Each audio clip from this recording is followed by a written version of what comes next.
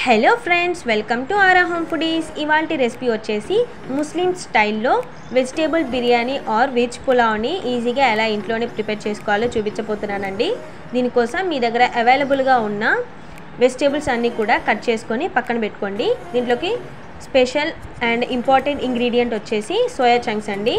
Soya chunks వేయడం వల్ల special taste అనేది వస్తుంది బిర్యానీకి. తప్పకుండా యాడ్ చేసుకోవాలి, అసలు స్కిప్ చేయకూడదు. మీ దగ్గర టైం ఉంది అనుకుంటే నార్మల్ వాటర్ యూస్ చేయండి, లేకపోతే హాట్ వాటర్ని యూస్ చేయండి. నేనైతే నార్మల్ వాటర్ని యూస్ చేసుకుంటున్నానండి. ఇలా 5 మినిట్స్ నానగానే స్క్వీజ్ చేసుకొని పక్కన పెట్టేసుకోండి.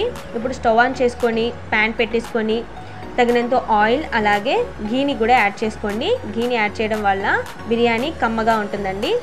ఇప్పుడు ఆయిల్ హీట్ అవ్వగానే చెక్క, లవంగాలు అలాగే యాలక్కాయలు వేసుకొని లైట్గా ఫ్రై అవ్వనివ్వాలి. ఫ్రై అవ్వగానే ఆనియన్స్ని కూడా యాడ్ చేసుకొని లైట్ గోల్డెన్ బ్రౌన్ కలర్ వచ్చేదాకా ఫ్రై చేసుకోవాలండి. ముందుగా మన వీడియోని ఎవరైతే ఫస్ట్ టైం చూస్తున్నారో వాళ్ళు తప్పకుండా సబ్స్క్రైబ్ చేసుకోండి. నచ్చితే లైక్ చేయండి. చూసి వెళ్ళిపోకుండా లైక్ చేయడం వల్ల నాకు ఎంతో సపోర్టివ్గా ఉంటుందండి. అలాగే మీ ఫ్యామిలీ ఇంకా ఫ్రెండ్స్కి కూడా షేర్ చేయండి.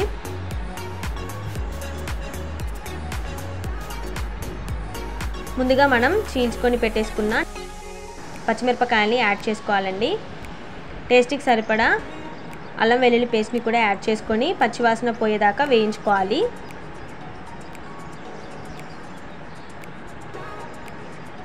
ఫ్లేమ్ అనేది లోలో పెట్టుకోండి, లేకపోతే అడుగంటేస్తుందండి వెంటనే. అందుకని లో ఫ్లేమ్లో పెట్టేసుకొని పచ్చివాసన పోయేదాకా వేయించుకోవాలి. తర్వాత టమాటా ముక్కల్ని కూడా యాడ్ చేసుకొని ఫ్లేమ్ మీడియంలో పెట్టుకొని మగ్గించుకోవాలండి. ఇప్పుడు క్యారెట్ ముక్కలు, బంగాళదుంప ముక్కలు, క్యాప్సికమ్ ముక్కలు యాడ్ చేసుకొని బాయిల్ అవ్వనివ్వాలి. మగ్గాలన్నమాట ఈ పీసెస్ అన్నీ. ఫాస్ట్గా ఫ్రై అవ్వడానికి లైట్గా సాల్ట్ని స్ప్రింకిల్ చేసుకోండి. సాల్ట్ స్ప్రింకిల్ చేయడం వల్ల ఫాస్ట్గా ఫ్రై అవుతాయండి.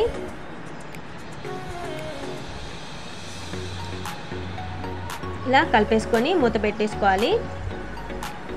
మధ్య మధ్యలో కలుపుకుంటూ బాయిల్ చేసుకోవాలండి వెజిటేబుల్స్ అన్నీ కూడా. నేను దీంతో రైస్ మెజర్ చేసుకొని తీసుకున్నానండి. ఇది 1/2 kg పడుతుంది దీంట్లో. అయితే నేను 1.5 తీసుకున్నాను రైస్. అలాగే 1.5 రైస్కి 2.5 వాటర్ని నేను తీసుకున్నానండి. మీరు కూడా దేంతో అయితే రైస్ తీసుకుంటారో దానికి డబల్ వాటర్ అనేది యాడ్ చేసుకోండి.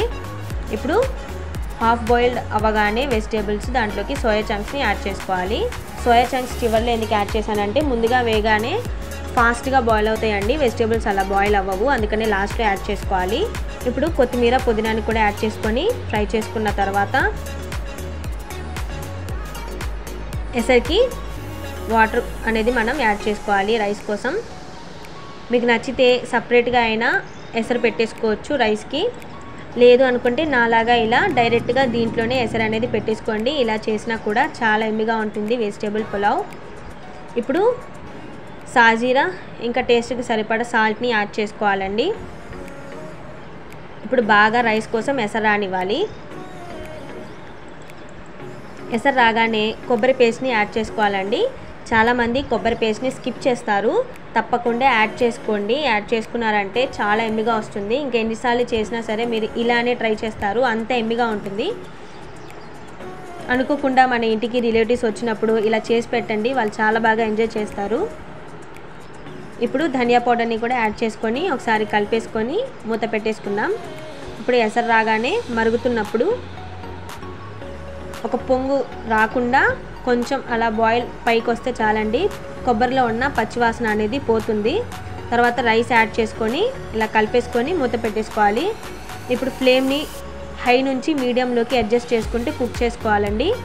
ఇప్పుడు లైట్గా కుక్ అయిన తర్వాత ఇలా నాప్కిన్ని యాడ్ చేసుకొని దమ్ అవ్వనివ్వాలి ఒక 10 మినిట్స్. అంతేనండి, పొడి పొడిలాడుతూ ఎంతో ఎమ్మీగా టేస్టీగా ఉండే వెజిటేబుల్ పులావ్ ఈజీగా ఇంట్లోనే ఇలా ప్రిపేర్ చేసుకోవచ్చు. మీరు కూడా తప్పకుండా ట్రై చేయండి. ఈ వెజిటేబుల్ పులావ్లోకి ఏ కర్రీ అయినా సరే సూపర్గా ఉంటుందండి. సపరేట్గా ఇదే పర్టికులర్గా ఈ కర్రీయే బాగుంటుందని చెప్పలేం. ఏ కర్రీ అయినా సరే చాలా బాగుంటుంది. మీరు తప్పకుండా ట్రై చేయండి. మీకు ఎలా వచ్చిందో రెసిపీ నాకు కమెంట్ బాక్స్లో కమెంట్ చేయండి. లైక్ చేయండి, షేర్ చేయండి. Don't forget to subscribe. Bye bye.